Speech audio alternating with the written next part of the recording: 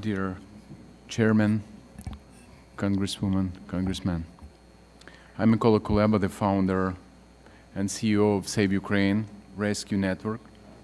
It is a pleasure to speak with you again in person and with children we returned from Russian captivity. I'm grateful for the support of this commission and for the chance to tell you about ongoing Russian crimes against Ukrainian children. The Russian Federation is committing genocide of the Ukrainian nation by kidnapping our children to Russia and annihilating the Ukrainian identity. They threaten and mistreat our children, but just as alarming is how the Russians weaponize stolen children, teaching them to hate not just Ukraine, but the West. Save Ukraine has rescued 232 children kidnapped from their families and their country as part of Russia's cynical attempt to change facts on the ground. In addition to running this rescue mission, Save Ukraine supports children recovery and reintegration by documenting the war crimes with the national law enforcement, providing the children with their families with a 6-month rehabilitation program that includes psychological, social, and humanitarian support, including housing and food. Running education and empowerment community centers for the children and their families, administering an emergency hotline for immediate assistance. Today we are here because we know there are so many issues that the American people are facing, and we don't want this incredibly important one about Ukraine's future to get lost in the noise.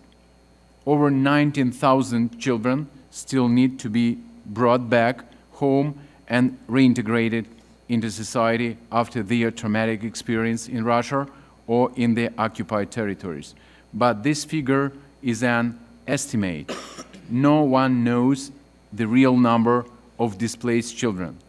Both words and actions of Russia officials indicate the intent to separate Ukrainian children permanently from their families, their national and ethnic group, and thereby annihilate their Ukrainian identity. Russia's Commissioner for Children's Rights, Maria Lvova-Belova, bragged about 750,000 Ukrainian children being forcibly transferred. Russian officials openly expressed the intent to have the transferred Ukrainian children educated in the Russian language, adopted in the Russian families, and turned into Russian citizens. The important thing is that these children are being indoctrinated with hate and weaponized as each day passes. The war is still going on, and the abducted children are still in danger. We at Save Ukraine have heard again and again from rescued children about Russia's clear and systematic plan to destroy Ukrainian identity. Children are forced to listen to Russian propaganda and false narratives about Ukraine. Children are not allowed to speak the Ukrainian language and forced to attend Russian language, literature, and history classes. Children are forced to listen to the Russian anthem regularly. Teenagers are recruited into Russian youth military movements in preparation to become soldiers to fight against Russia's enemies, Ukraine and the West. A 15-year-old young man we rescued was forced to wear a military uniform and attend military classes. We must also understand that Russia is committing genocide in the occupied territories of Ukraine. The Russians have created unbearable conditions for Ukraine in the occupied territories, so the families are begging us to help them live there. We have evidence that the torture and abuse that Ukrainians are subjected to under the rule of the occupiers is many times more terrible than in Russia itself. Here is just one example. One boy showed a negative attitude towards the occupation authorities in his village, and the child was caught, and his friends' contacts were found in his phone. Then both teenagers were taken to the basement. They were beaten there the whole night. As soon as the parents found out, they came to a place they only listened to the children screaming. Then these children were thrown out of the basement, and they said that the children only have a day to go somewhere. At the same time, parents should stay in the village. The children were given a Russian flag on their avatars and warned that if they will remove them, their parents would be shot. There are the conditions of these children live under every day. After indoctrination, the Russians are making soldiers of Ukrainian children, both those abducted and living in the occupied territories. They use them on the battlefield against their homeland, Ukraine. Russians are creating an army of mercenary, which will be used in all conflicts Russia is taking part in. If could be Middle East or Baltic countries or others, Russians always fight against the US interests and use our children to do it. Russia, together with its allies, has clear intentions to destroy Western democratic values and weaken the US as it was in the USSR. And they use Ukraine and Ukrainian children to do it. The civilized world sent a message that this is okay if we do not stop them. If we do not act now, the risk will only be escalated as more children are taken from their homes, and more children will lose their identity living in occupied territories under Russian authority. We are preserving Ukrainian democracy by protecting our children. They are the future of our country. These young people who were kidnapped when they were children are here today to bear witness to Russian crimes through their stories. Our work is far from done. I am grateful to this commission and to the American people for your support, which has been vital. But there are thousands of children still in danger. I urge you to continue support the people of Ukraine and specifically Ukrainians' children. Thank you very much. Thank you very much, Director Mykola Kuleba. And indeed, Save Ukraine, it makes such a difference. And I was so grateful to be with you in Kyiv and to meet the young people you're working with, and then to see our three very brave individuals who are here today. It's so meaningful to have Denis and Ksenia and also Rostislav. We would like to hear through with a translator your message to the people of the world.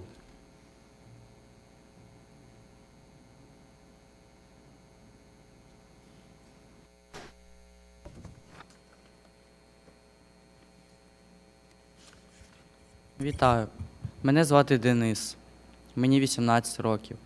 Під час окупації мого міста Херсона мене незаконно вивезли до табору в Крим. До мене додому прийшли військові і почали казати, що я їду. Я почав відмовлятись, а вони відповіли мені: ми нічого не хочемо чути. Hi, my name is Denis. I'm 18 years old, and when I was living in my hometown Kherson, the Russian soldiers came to our home and told me that I should move to a summer camp. I refused, but they did not listen to me. They forced me to go there. Мої батьки, які не чують і не говорять, були просто в шоці, адже сперечатися з озброєними військовими не могли. My parents, who cannot speak and cannot hear, they were shocked, but they could not argue with the military. Потім нас на автобусах вивезли до Херсонського річкового порту. Обіцяли, що це лише на 2 тижні, і ми повернемось додому. During the night, we were taken by the buses to Kherson River Port. We were told that this is going to last for only 2 weeks. Нас перевезли на пароплаві в Олешки, де ми понад 3 годин чекали автобуси без їжі, без води. В туалет теж не можна було піти, тому що по всій території була охорона. We were taken then to a place called Aleshki, where we were sitting for 3 hours without food and water. We were not allowed to leave the place because it was close to the front area. Керівником табору був колишній український поліцейський Валерій Астахов, котрий втік у 2014 році. The head of the chief of the summer camp was a former Ukrainian police, which belonged to the special police force, Berkut, and who fought against Ukrainian demonstrators in 2014-2013. Він казав, що Росія поглине всю Україну, а якщо ти згадаєш щось за Україну на території табору, то збираєш речі і йдеш додому пішки. He said that Russia is going to conquer the entire Ukraine, and if you're going to say something in favor of Ukraine, you're going to grab your stuff and walk home by foot. Деяких Астахов збирав на особисті розмови, де психологічно тиснув. Діти вже поверталися після цих розмов зовсім з іншою позицією і не хотіли розповідати, про що розмовляли з Астаховим. Sometimes he would call out some kids for the so-called special conversations. And after these conversations, the kids were completely changed. They would be silent and they would not tell anybody what they were talking about. У мене діабет, і коли про це я розповів у медпункті табору, мені відповіли, що чекай, поки ліки зовсім не закінчаться. Через 2-3 дні до мене підходить Астахов та каже, якщо я не підкорюсь Росії, то я просто помру в таборі і мене лікувати ніхто не буде. I have diabetes, and I said that I'm running out of my medication. They said, wait when the medication runs out, and then we will take care of you. And then at some point, this policeman came to me and said that unless you are going to swear your allegiance to Russia, you're going to die. Через місяць в мене закінчуються ліки, і мені стає дуже зле, що табору іншого виходу в них не було, і вони викликають мені швидку. Мене відвезли до реанімації в Євпаторії, до якої я добирався декілька годин. After a month, all my medication ran out, and I became very ill. They had nothing. They had no way to treat me, so they called emergency, and I was taken to another city, Yevpatoria. The very trip lasted for 3 hours. Через 2-3 дні мене відправили в Сімферополь, тому що в Євпаторії не було лікарів, які лікують мою хворобу. Так я опинився в Сімферополі на 3 тижні. 2 or 3 days later, I was moved to Simferopol because it happened that the hospital in Yevpatoria had no doctors who knew how to treat my disease. So I ended up in Simferopol for 3 weeks. У грудні 2022-го всіх дітей з табору «Дружба» переселили в Лучистий. В інший табір. In December 2022, all the kids from the summer camp were moved to another camp. У лютому 2023 року всіх дітей-студентів відправляли навчатися. Нас не запитували, хочемо чи ми навчатися, хочемо чи цю професію. Нас просто силою відправили навчатися. In January 2023, we were told that we are going to go to schools, and they didn't ask what kind of schools we would like to go to. We were not asked what kind of profession you would like to learn. They didn't even they didn't even ask whether we want to go there. Так я опинився у місті Керч у морському коледжі. As a result, I ended up in a city of Kerch, in a Navy college, in a Marine college, probably. Коли я туди приїхав, для мене це було незнайоме місце, зовсім нове. Я дуже хвилювався, що тиск піднявся аж 150. It was a completely new place to me. I knew anybody in this place. It was very difficult to me, and my blood pressure went up to 150.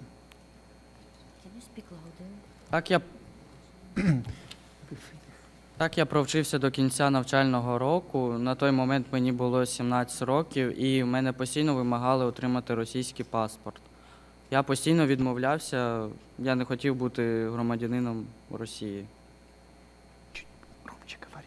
Громче говори, хорошо.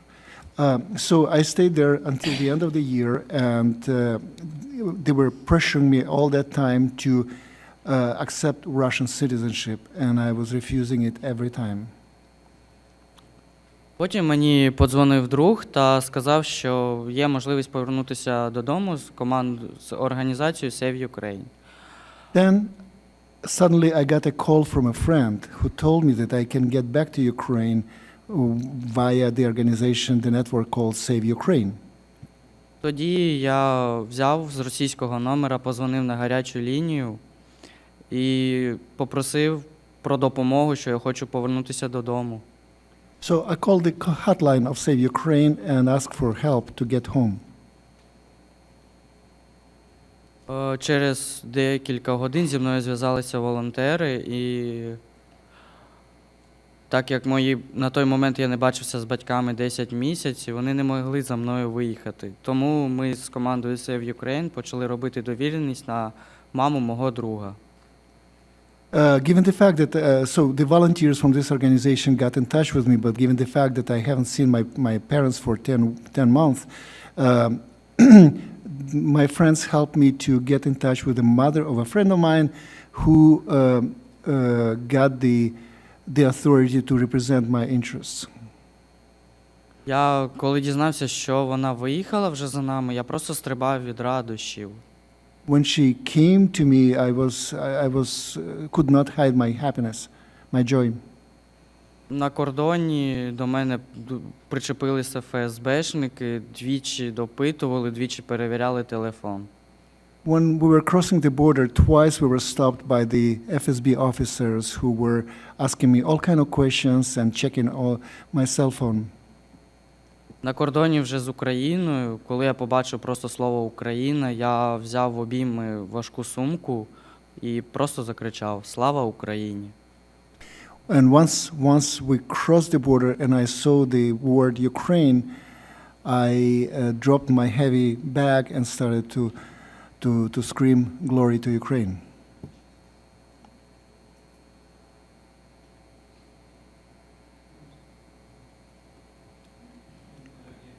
Thank you so much for your courage. And Denis, we now proceed with Ksenia. Всіх вітаю, мене звати Ксенія, мені 19 років, і я приїхала до вас з України. I'm Ksenia, I am 19-year-old, and I came here from Ukraine. У мене є 12-річний брат, молодший Сергій, і ми діти-сироти. I have a minor brother, and both of us were orphans. 2 роки тому ми потрапили до прийомної родини і жили в маленькому містечку Вовчанськ, до якого росіяни зайшли першим в Харківській області. 2 weeks ago, we ended up with a foster family, or adoptive family, and we were living in a small town called Vovchansk in the Kharkiv region, Kharkiv Oblast. У нас почалося життя під постійними обстрілами, і ми мусили ховатися під підлогою власного житла, бо іншого сховища в нас не було. І на вулицях постійно ходили росіяни в військовій формі, стояли їхні блокпости разом з технікою. And when the war started, when the war started, the shelling began, incessant shelling began. We were hiding in the cellar because there was no other shelter to hide. and the Russian military started to patrol the streets. Ми жили в постійній атмосфері, ми жили в страху за наше життя. And we lived in a permanent fear for our lives. Влітку 2022 року, в кінці літа 2022 року, ми були вимушено переміщені до Росії. In the end of the summer of 22, we were forced to move to Russia. Мене відправили на навчання, а мого молодшого брата забрали до літнього табору на відпочинок. I was sent to school, and my little brother was sent to a summer camp for rest and recreation. На той момент я ніколи не могла подумати, що мене розлучать з братом на цілих 9 місяців, і ці 9 місяців опиняться для мене найстрашнішими 9 місяцями в моєму житті. At that point, I could never fathom that I'm going to be separated from my little brother for 9 months, and these 9 months were the most horrible 9 months of my life. Через декілька місяців від початку мого навчання мене вигнали з гуртожитку, а причиною стало те, що я відказалася отримувати російське громадянство, відказалася отримувати їхні виплати, але ж росіяни робили будь-що, аби я стала їхньою громадянкою. Several months later, I was kicked out from the school because I refused to take the Russian citizenship and continue my allegiance to Ukraine. Весь час до мого повернення я жила в своєї знайомої. And from that moment on, all the time, I lived in a place of a friend of mine. Тим часом мій брат пробув в таборі 5 тижнів, після чого його забрали в прийомну родину, в російську прийомну родину, де він був весь цей час. After 5 weeks spent in the summer camp, my brother was taken to a Russian adoptive family where he was staying. Я знала, де він знаходиться, я підтримувала з ним контакт, і якось під час однієї з розмов я спитала, чи хоче він поїхати зі мною назад до України, якщо буде можливість, і він сказав, що дуже хоче, бо в нього там друзі, і взагалі це Україна, він би хотів. I knew where he was, so I was managing to get in touch with him from time to time, and I kept telling him that whenever I find out how to get back to Ukraine, I would like to come back, and he said that he would like to come back too because all his friends and everything he cares about are in Ukraine. І тоді я зрозуміла, що я мушу будь-яким способом потрапити назад до України, і дала собі тверду обіцянку, що повернусь лише тільки з братом. And I promised myself, I made a pledge that I'm going to go back to Ukraine and I'm going to come back with my little brother.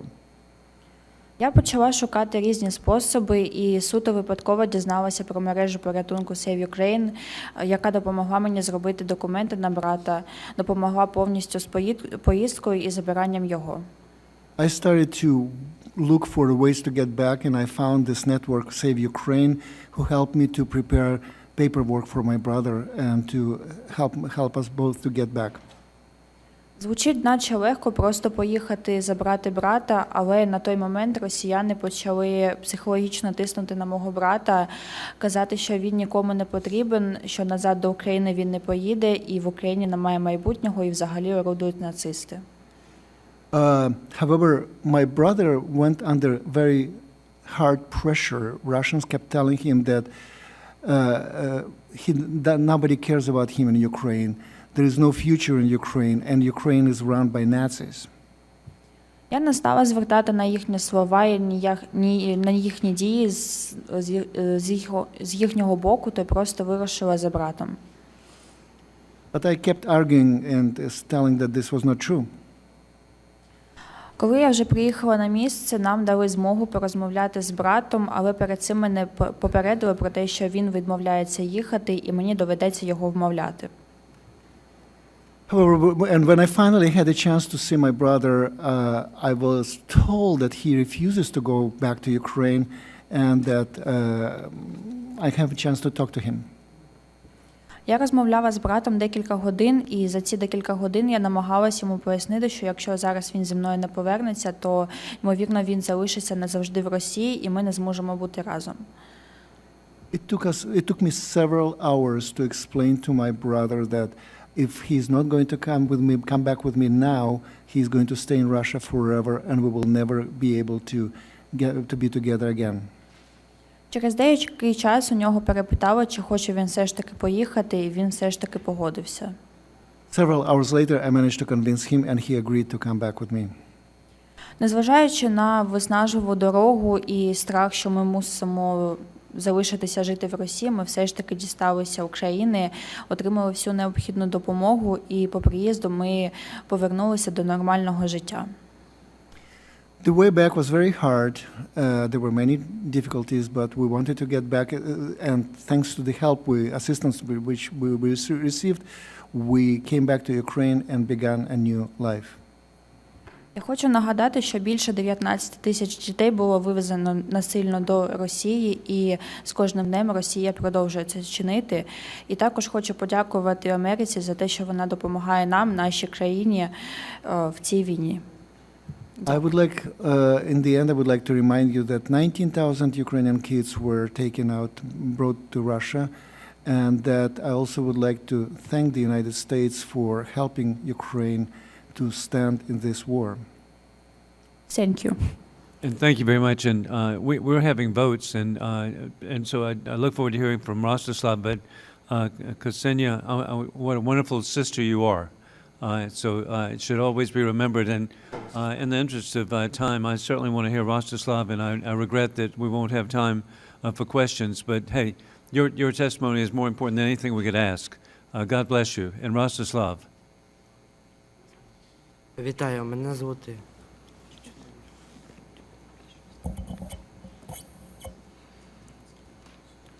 Вітаю, мене звати Ростислав, і зараз мені 18 років. I'm Rostislav, and I'm 18-year-old. Коли моє село ще окупували, моєї бабусі не витримало серце, і вона померла.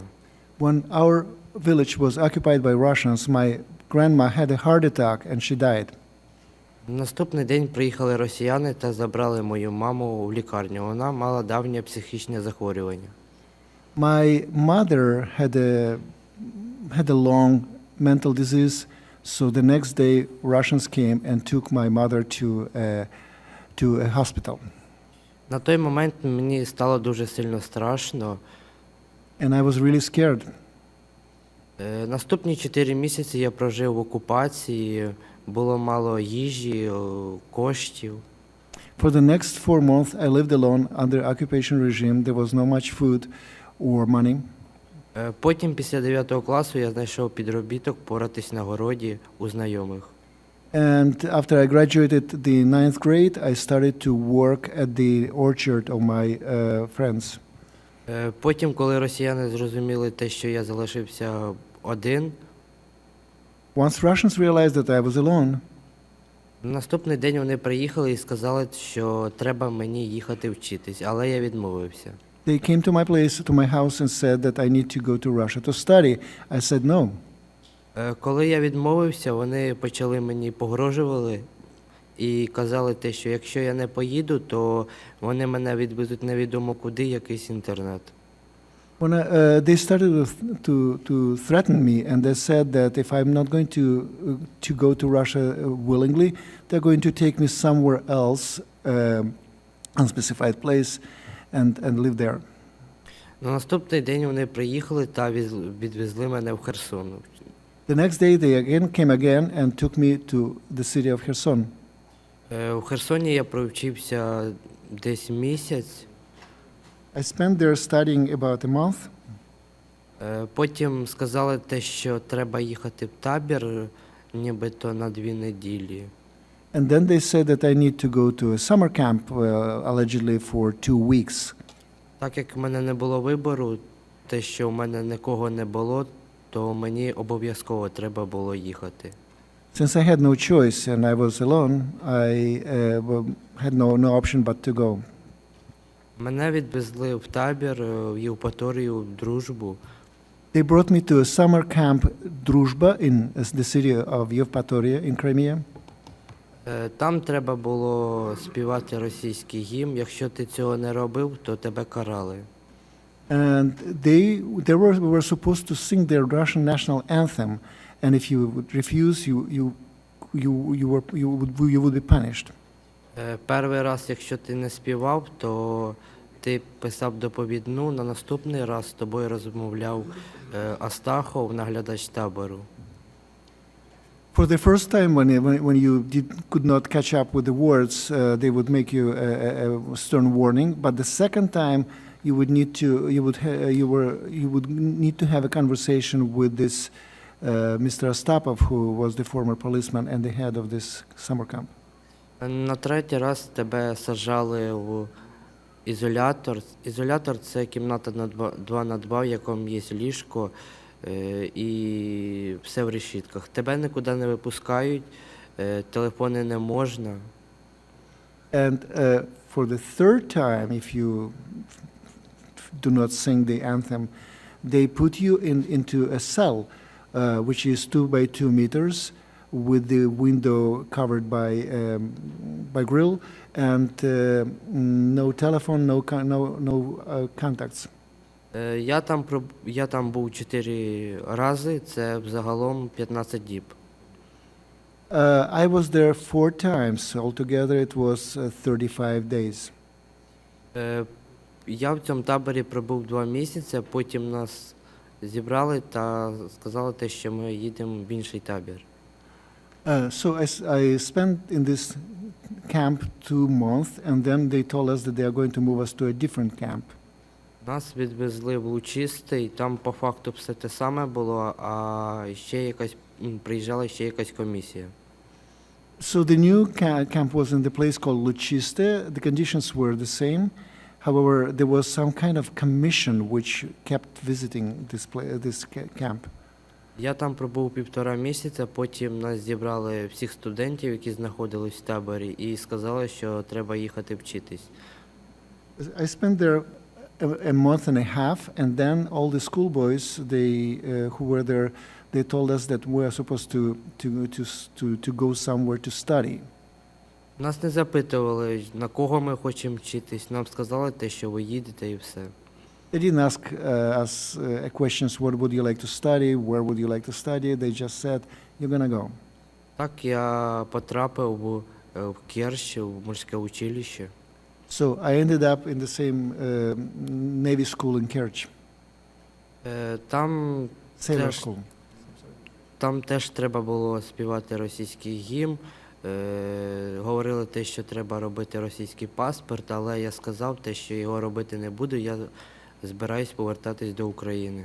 They also forced us to sing Russian national anthem there, and they kept us telling that we need to take Russian citizenship, and I kept refusing, saying that my intention is to go back to Ukraine. Потім я дізнався те, що мені зробили свідоцтво про народження російське, але я його порвав. Then I realized that they changed my birth certificate. They made it a Russian birth certificate, as if I were born in Russia, so I destroyed it. Потім вони зробили ще одне і забрали у мене українське. Then they produced another one and took away my Ukrainian birth certificate. Потім я дізнався те, що моїй мамі зробили російський паспорт, яка не розуміла те, що відбувається. Then I realized that my mother, who was not aware about what was going on because she was mentally ill, she also became a Russian citizen.